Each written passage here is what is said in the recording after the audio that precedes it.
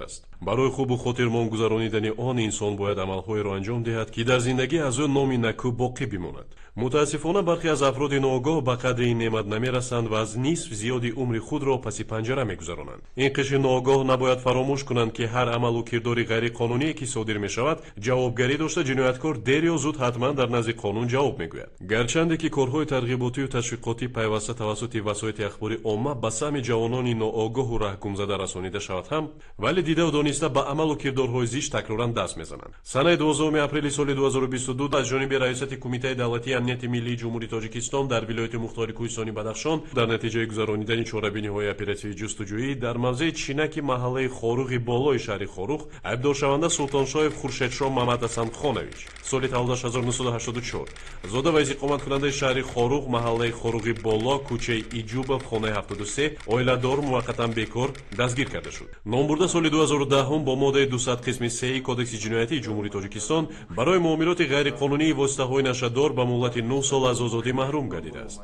لیکن او به خود خلاصه ضروری نبرآورده اصلاح نگردیده است. دیده و دانسته دست به چندین کردارهای غیرقانونی زده به تشکیل گروه‌های متشکل جنایی مشغول می‌شود. ضمن دستگیرکنی نامبرده اینچنین فرمانبکف شادیجان فخریدینویچ سال تولدش 1991 زاده و ساکن خاروغ بالا کوچه ایجوبов بازداشت شد. سلطانشاه خورشیدشاه در پایه نفرت و تحمل ناپذیری محلگرایی ماه نوامبر سال 2020 با هممسلکان جنایتیش به کارمندان مقامات حفظ حقوق که وظیفه‌های خدمتی خود را اجرا می‌کردند در افتاده آنها را با لحن تند و الفاظ قبیح تحقیر نموده است. نامبرده تحت راهبری سرکرده گروه متشکل جنایتی محله خاروغ بالا محمد باقر عمل نموده به فعالیت مقامات اجرایی حاکمیت دولتی و ساختارهای حفظ حقوق و ترتیبات مانعی ایجاد می‌نمود. ما مغازین برو اومدم که تیر پرونده استن هم خیلی در اومدم درون ماشین رفتم.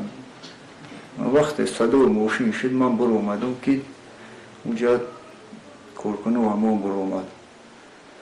قطعی بچه ها چی جنجالی کردم تیر پرونه شد که ما یعنی ما کردیم و یا در اومدم ماشین رفتم. زیاده از این سلطانشاه خورشیدشاه با همراهی هممسلکان خود فرمانبکف شادیجان و بغدادلطف امدین ماه январи سال 2022 با автомашинаи شخصی خود شهروند شاولی و معرفت را پخش نموده به سلامتی نامبرده ضرر جسمانی میرسانند و این دلیل را از مقامات پنهان میکنند. ماه январ سلطانشاه خورشید و امدین رفتیم در راه یک دختر ماشین مازدقته زدیم و میلیسا نگفتیم پنهان کردیم.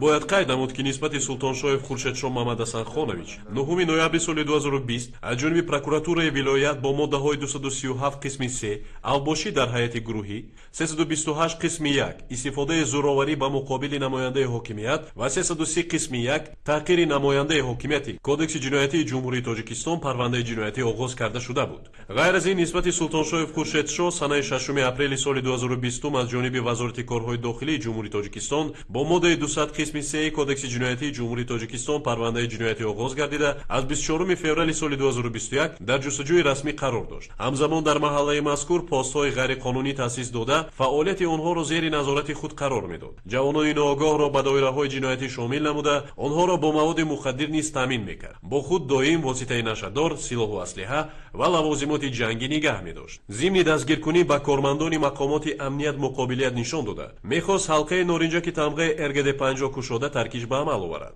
در وقت دستگیر کردن در برم گرانات بود مقابلت نشون داده بودم. با کارمندا و مقامات گفتم که نه بیایم میکفانم. وقتی زدرجان خورشید ما مقابلت نشان دادیم که امدین گریخت. 2 روز 3 روز پس امدین را قپیدند.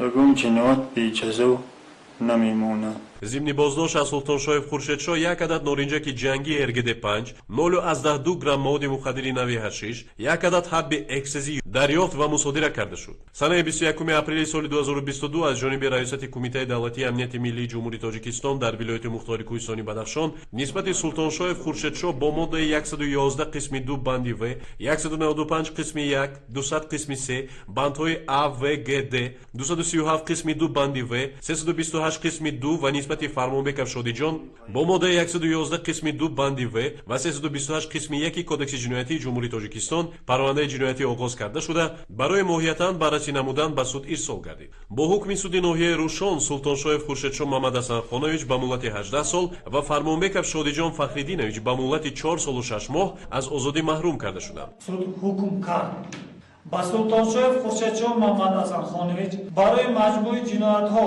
бо роҳи қисман зам кардани ҷазоҳои таъингардида ҷазои ниҳоӣ маҳрум сохтан аз озодӣ ба муддати 18 сол бо адо намудан дар колонияи ислоҳии дорои низоми сахт таъин карда шавад. Ба Фармонбеков Шодиҷон Фахридинович ҷазои ниҳоӣ маҳрум сохтан аз озодӣ ба муддати 4 солу 6 моҳ бо адо намудан дар колонияи ислоҳии дорои низоми умумӣ таъин карда шавад.